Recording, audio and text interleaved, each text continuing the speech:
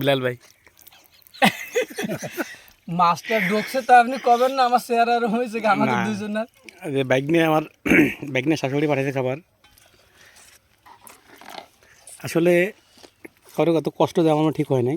হাঁসের গোশ, বেগুন ভাজি, কাসকি মাছ, মুরগির গোশ, ওদিকে চিংড়ি মাছ, ফুলকপি, ডাউল।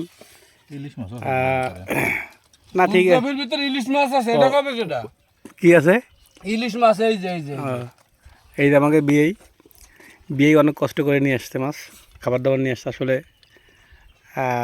বিয়ের ধন্যবাদ দেবো না, ধন্যবাদ ছোটো করবো না। গোপালগঞ্জ যাবেন কিনা সেটা আমি জানি না, যাবেন কিনা জানি না। আমার তো যান দোকানে যাই না, আমার বাসা আমার পাশে। তুমি আমাদের তাকাও গ্রাম পুত্র। ছোট ভাই ছিল। ওই তো পুত্র।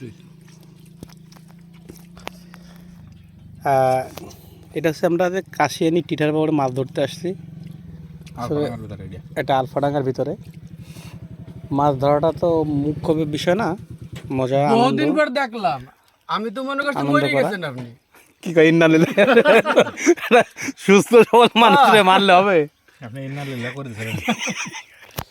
খাওয়া দাওয়া না হইলে আসে। আমরা খাচ্ছি, পরে আবার কথা ইনশাআল্লাহ।